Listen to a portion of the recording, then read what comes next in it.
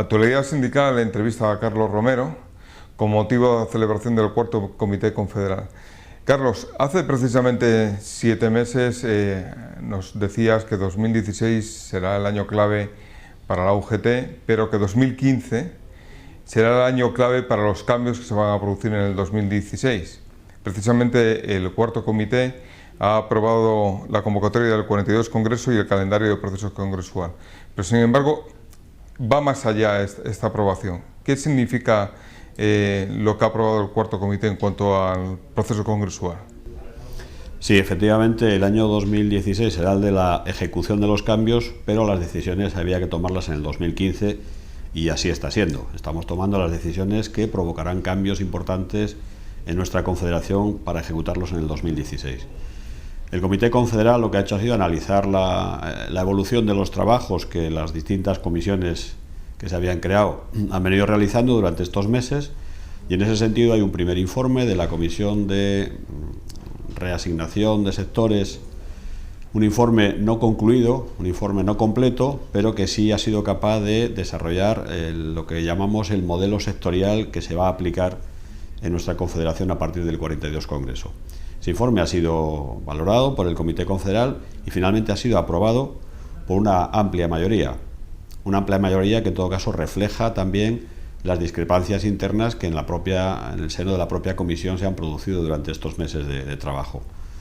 Bueno, hay que decir con claridad que no todas las federaciones ven de la misma manera este proceso de integración y de reducción de las 6 federaciones actuales a 3 que seremos en el futuro. No todos lo ven igual y no todos los modelos sectoriales que cada uno de nosotros puede pensar que es el ideal, no todos tenemos el mismo. Pero es verdad que, dicho esto, y dichas que las discrepancias han sido puestas de manifiesto en el seno de la comisión y también en el Comité Confederal, no es menos cierto que hay que decir que más de un 80%, un 87% del Comité Confederal respalda el trabajo, el dictamen que la comisión de forma mayoritaria ha trasladado al Comité Confederal.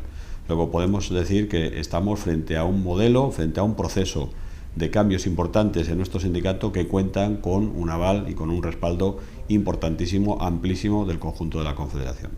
¿En qué se van a introducir esos cambios, esos criterios y qué van a suponer para el conjunto del sindicato? Bueno, el propio texto que aporta el grupo de trabajo al Comité Confederal ya viene a remarcar que el objetivo principal de estos cambios organizativos internos lo que pretenden es acercar el trabajo del sindicato a los que va destinado, a los trabajadores, a nuestros cuadros, a nuestros militantes, a nuestros delegados, porque es verdad que estamos en un momento en el que los cambios que se están produciendo en la sociedad también obligan a que el sindicato se adapte a esos nuevos tiempos. A los cambios que se provocan en la sociedad también van a provocar cambios en el sindicato. Tenemos necesariamente que estar mucho más cerca de los trabajadores, mucho más cerca de nuestros delegados, y eso exige que nuestra estructura se adapte a ese nuevo modelo de funcionamiento. Y para que esa estructura se adapte, tenemos que conseguir que las federaciones tengamos la suficiente fortaleza como para cumplir nuestras responsabilidades, como para cubrir nuestro ámbito de trabajo. Y eso requería necesariamente un proceso de concentración, de reducción de estructuras. Reduciendo la estructura estaremos también recuperando recursos, liberando recursos para destinarlos al trabajo sindical, a la acción sindical. Y esa es la principal filosofía que encierra este nuevo modelo: reducir estructura para ampliar nuestro campo de acción en el ámbito de la empresa, en los lugares más cercanos a donde se desarrolla el trabajo. Porque el día a día nos obliga a estar mucho más cerca de nuestra gente y poder con ellos compartir los debates, la toma de decisiones y la defensa de aquellas posiciones que como sindicato queramos defender. Y eso nos obliga a adaptarnos a estos nuevos tiempos. Yo creo que ese es el principal mensaje, el principal motivo de esta reestructuración, que tampoco podemos obviar el coste económico que se va a producir, el ahorro de coste económico que se va a producir con esta nueva reestructuración. En un momento en el que la afiliación cae en nuestros sectores, en nuestra confederación, es importante también que seamos capaces de ajustar nuestro presupuesto de ingresos y gastos, y la reducción de estructura llevará implícitamente también una reducción de costes que son imprescindibles abordar para que el futuro del sindicato no esté comprometido por la situación económica. ¿Qué ocurriría si no se hiciera esta modernización que nos comentas? Bueno, yo tengo que pensar que esto se va a hacer, porque así lo dice la inmensa mayoría de la organización, pero en el supuesto de que hubiese cualquier problema que finalmente impidiese hacerlo, creo que sería un paso atrás muy importante en cuanto a asegurarnos que el futuro del sindicato, primero, se va a hacer en condiciones de llegar a nuestra gente y, por tanto, de ofrecer mejor servicio, y segundo, que desde el punto de vista económico sea viable nuestro sindicato sin este proceso. Yo creo que las dos situaciones aconsejan, los dos objetivos aconsejan que el proceso se haga, y finalmente creo que así será, se va a hacer, porque de otra forma el futuro del sindicato podría estar en entredicho. ¿Qué pasos y qué plazos tenemos ahora por delante? Porque el comité da un pistoletazo de salida ahora con la aprobación de estos criterios, pero todo el proceso congresual que tenemos por delante contemplará unos pasos y unos plazos a realizar. Sí, el Comité Confederal ha supuesto el pistoletazo de salida a todo un proceso congresual amplio, complejo, con muchísimo contenido que vamos a tener que abordar en este periodo de tiempo de aquí al 9 de marzo. Queda pendiente todavía, y la Comisión de Reagrupamiento Sectorial va a seguir trabajando, queda pendiente por definir la reasignación sectorial y finalmente los plazos para ejecutar esa reasignación sectorial. El Comité Confederal lo que ha hecho ha sido poner una fecha límite a los procesos de integración de federaciones. Dice el Comité Confederal que ese plazo deberá estar terminado como fecha límite el 22 de mayo del 2016. Pero en ningún caso queda cerrada todavía la posibilidad de que esos congresos de integración de federaciones pudieran hacerse incluso antes del Congreso Confederal. Será en todo caso la Comisión de Reagrupamiento Sectorial la que, una vez definido la reasignación de sectores, le ponga plazos a la ejecución de esa reasignación y de ese nuevo modelo sectorial que ya se ha aprobado. Luego, por parte de lo que es el proceso de las federaciones, los plazos van a estar ahí. En cualquier caso, tendremos que hacer, y esta es una de las conclusiones que también se pueden extraer de este Congreso, de este Comité Confederal, tendremos que hacer al menos 2 congresos durante la celebración del Congreso Confederal. Desde luego, uno antes, uno previo, aunque solo fuera para elegir la delegación que asista a ese Congreso Confederal.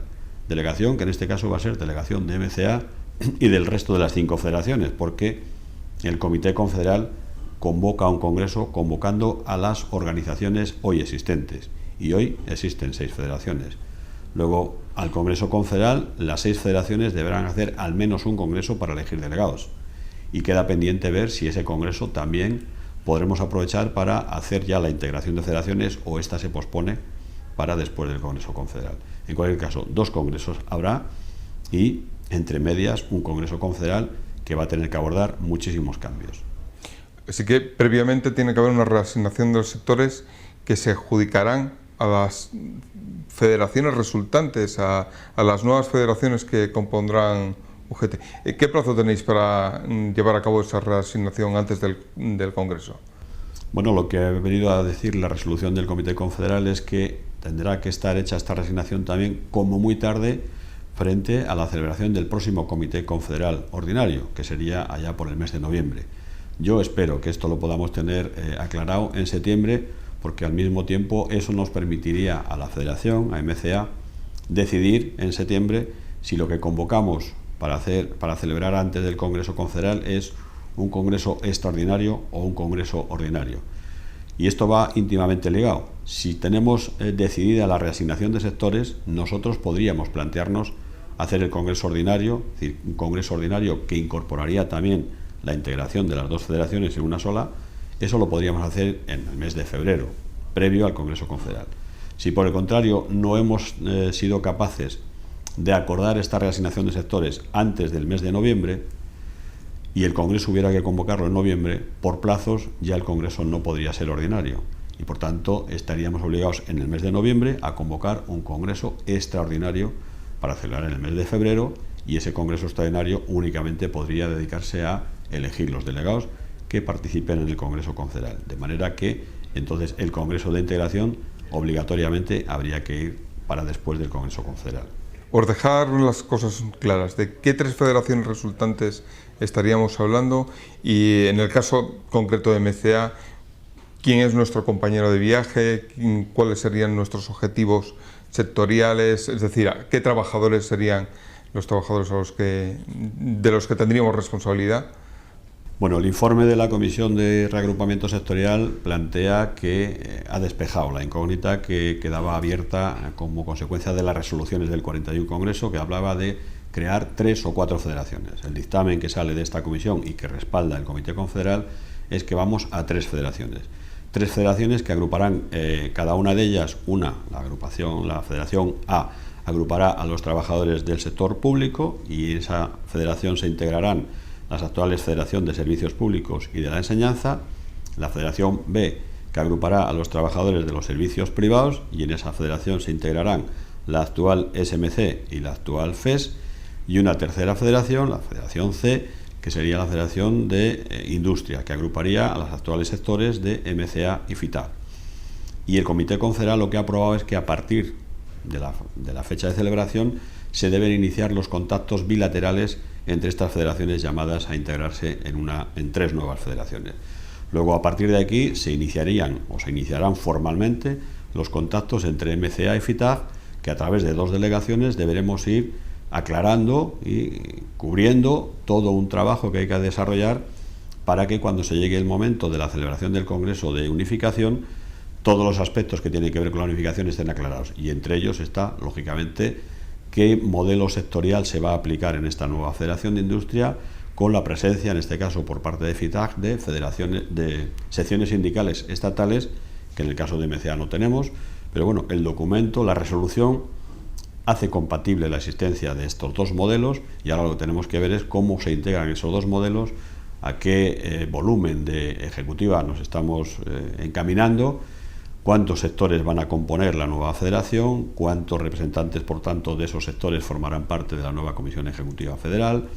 Bueno, hay por delante todo un trabajo amplio de aclaración, de debate, de consenso, para conseguir que las propuestas de la Comisión de Propuestas vayan al Congreso de Unificación sean propuestas que vengan previamente pactadas, consensuadas entre las 2 federaciones, para con ello conseguir un Congreso ordinario, un Congreso de integración razonable y alejado de la crispación que en este momento todavía se da.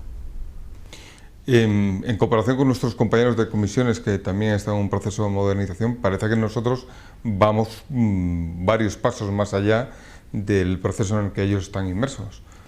Sí, yo comparto la opinión que nuestro secretario general manifestaba en el Comité Confederal. Cándido Méndez decía que la UGT otra vez va por delante intentando organizar nuestro sindicato para los próximos 20 años. Yo creo que esto va a ser así, es decir, tenemos que necesariamente interpretar hacia dónde la sociedad demanda que los sindicatos orientemos nuestro trabajo.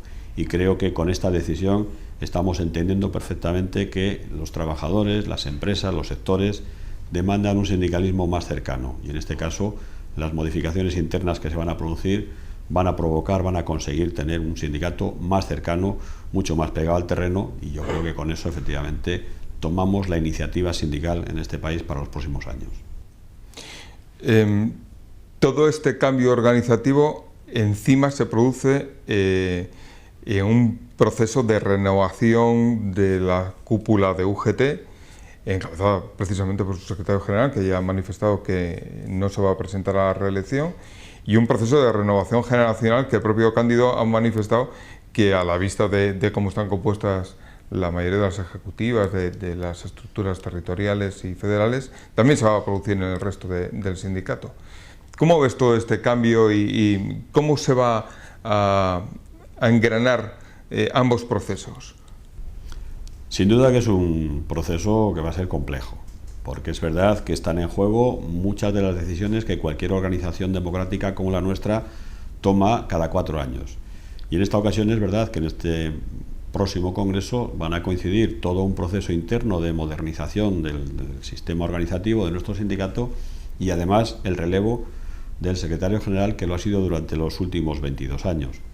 No es un tema baladí, no es un tema menor, y por tanto se trata de sustituir a una figura ya histórica dentro de la UGT, como es el actual secretario general, nuestro compañero Cándido Méndez.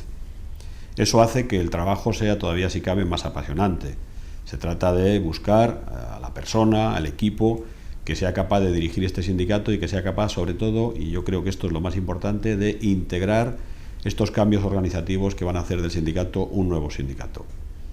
Si tuviera que apostar por cuál es más importante, creo que en estos momentos yo me inclinaría por decir que lo importante es el nuevo equipo que va a salir al frente del sindicato después del 42 Congreso, porque va a tener ante sí dos responsabilidades. La primera, la de sustituir a Cándido Méndez, que no es un tema menor, pero sobre todo la segunda, y para mí más importante, que es integrar en la tarea, en el día a día de esa nueva comisión ejecutiva, la puesta en marcha de todo un modelo organizativo nuevo que desde luego necesita rodar, necesita engranar, necesita ir poco a poco implantándolo en toda la estructura del sindicato, desde arriba hacia abajo, que es como se han producido, por cierto, todas las últimas renovaciones de nuestro sindicato, desde arriba hasta abajo. Así empezamos recuperada la democracia en nuestro país, con una confederación que se empezó a organizar de arriba hacia abajo, y seguimos en ese modelo de modernizar el sindicato, implantando los cambios desde arriba hasta abajo. Y ese es un trabajo que va a necesitar tiempo.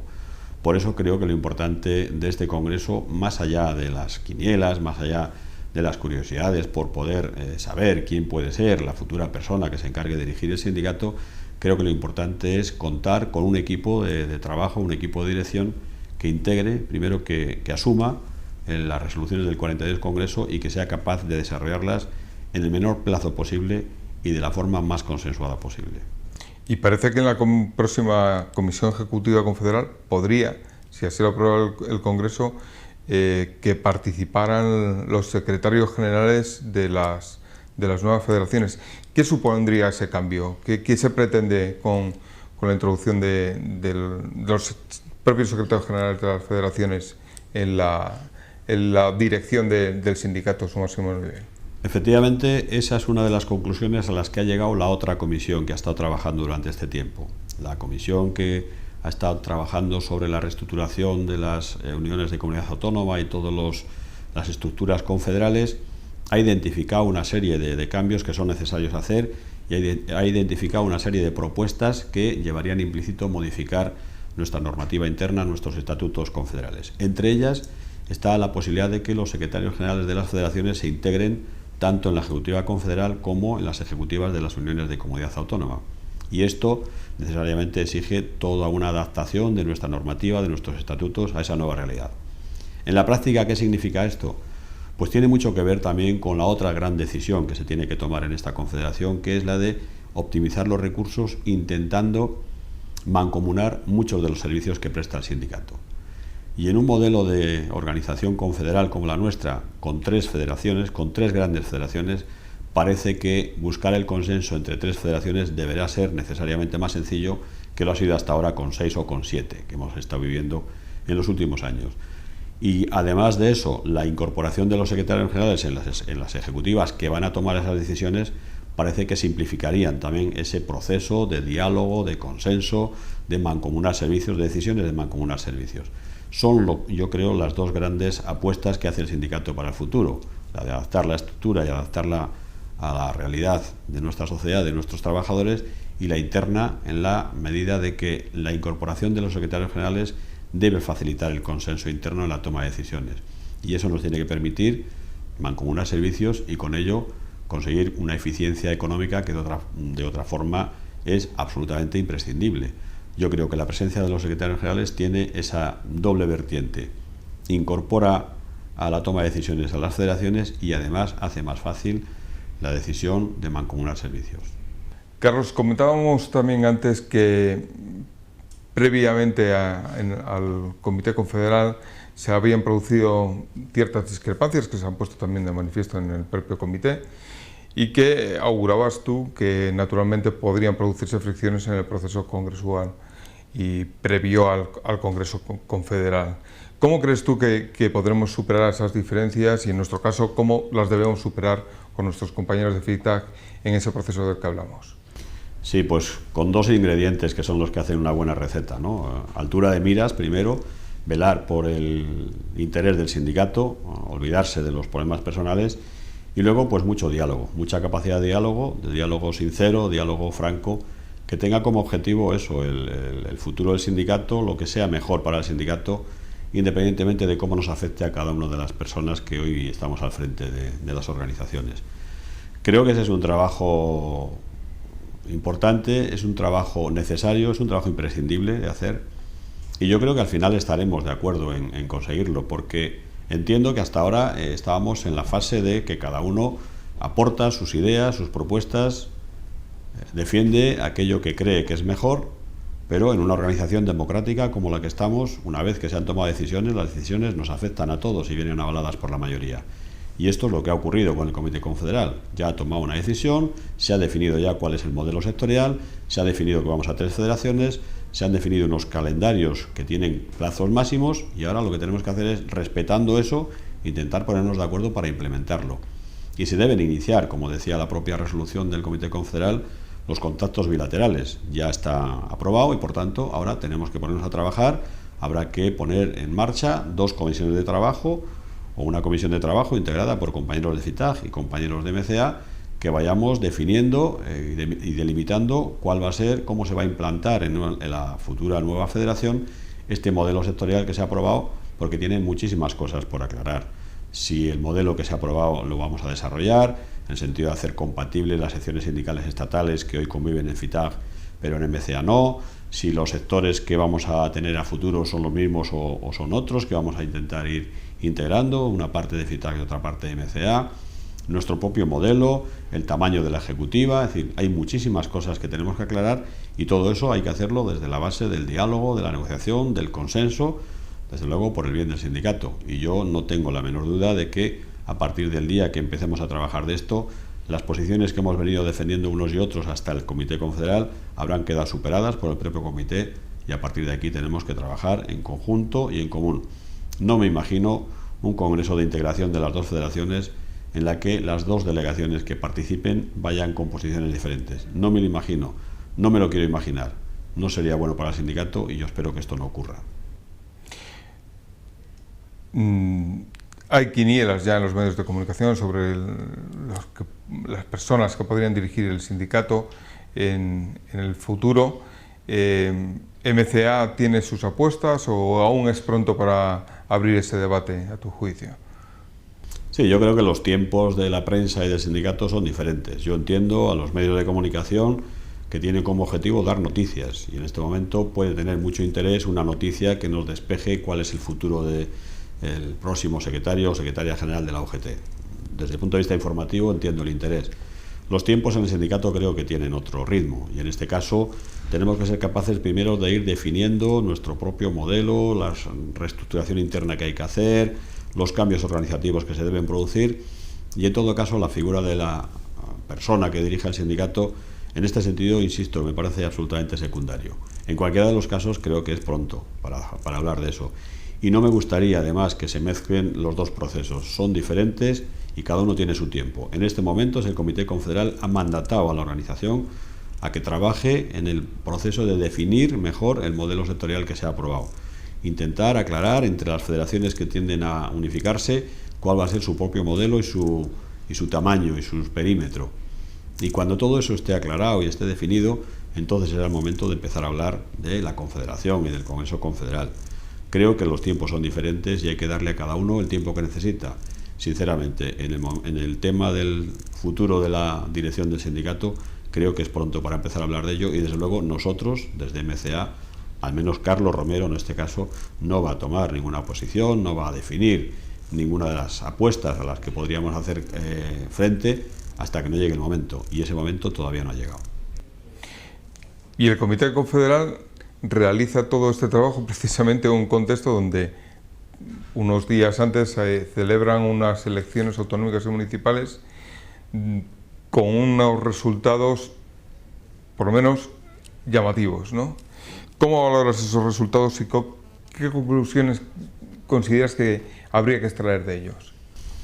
Bueno, yo creo que el análisis que hizo el secretario general estaba acertado, ¿no? Estamos frente a unos tiempos nuevos de cambio también en lo político, y yo creo que los resultados de las elecciones autonómicas y municipales que se han celebrado el día 25 no dejan de ser el anticipo de lo que van a ser unas próximas elecciones generales. Y en ese anticipo de un escenario con carácter general que dibuje las elecciones generales, pues yo creo que estamos en un escenario en el que va a haber 4 partidos políticos al menos que van a tener mucha relevancia. 4 partidos políticos que van a obligar, para poder conseguir la gobernabilidad, van a obligar a muchos procesos de debate, de diálogo, de consenso, de negociación y de acuerdo. Y yo creo que ese es un tiempo nuevo para la política, acostumbrada en los últimos años a sufrir gobiernos con mayorías absolutas que en muchos de los casos han sido absolutamente insensibles a la demanda de una parte de la sociedad que no estaba reflejada en esas mayorías absolutas. Creo que ese tiempo se ha terminado y vivimos o vamos a vivir esos momentos nuevos en los que se nos va a obligar, se nos va a exigir de esa capacidad de diálogo, que en el caso de los sindicatos es forma parte de nuestra señal de identidad, es lo que sabemos hacer. Nuestro trabajo consiste en eso, en dialogar, en negociar, en llegar a acuerdos, en muchos casos con las patronales, en otros con los gobiernos. Bueno, creo que nosotros estamos en condiciones de abordar ese futuro, pero también para ese futuro de diálogo y de negociación es necesario que el sindicato haya sido capaz primero de adaptar sus estructuras, y creo que los dos tiempos aquí sí que van íntimamente ligados. Pero desde el punto de vista político creo que se avecinan tiempos apasionantes, tiempos nuevos, en los que el acuerdo, la negociación, el diálogo van a ser señas de identidad imprescindibles para poder gobernar este país. ¿Y la política del gobierno debería introducir cambios a la vista de los resultados? El principal cambio que yo creo que debiera producirse sería el de la dimisión del presidente del gobierno, si fuera sensible a la opinión que en otros momentos ha tenido de la gente, de la calle, como él denomina. Si fuera sensible a eso, tendría que dimitir, porque creo que el Partido Popular tiene que entender el resultado de estas elecciones sindicales como una desaprobación de su política en general. No solo la política municipal, no solo la política autonómica, su política en general creo que ha sido derrotada en estas elecciones sindicales. Si no lo hace, al menos debería tener la sensibilidad para entender que este tránsito temporal que va desde las elecciones autonómicas hasta las generales tiene que ser el tránsito menor posible en el tiempo. Y eso exigiría de un gobierno, de un gobernante, la lucidez suficiente como para darse cuenta que hay que anticipar las elecciones generales. Anticiparlas todo lo posible, porque no se puede someter a la ciudadanía a mucho tiempo de dudas sobre el futuro político que le espera a este país. Tenemos que ser capaces de definir cuanto antes cuál va a ser el mapa político y cuáles van a ser los actores que van a tomar decisiones que afecten al conjunto de la ciudadanía. Esta incertidumbre no es buena, no es buena para la economía, no es buena para la sociedad, no es buena tampoco para la política, y yo creo que este país está necesitado de política con mayúsculas, y esa solo se puede conseguir cuando el tablero esté perfectamente clarificado. En estos momentos todo ello es un lío, y de los líos no se sacan cosas buenas.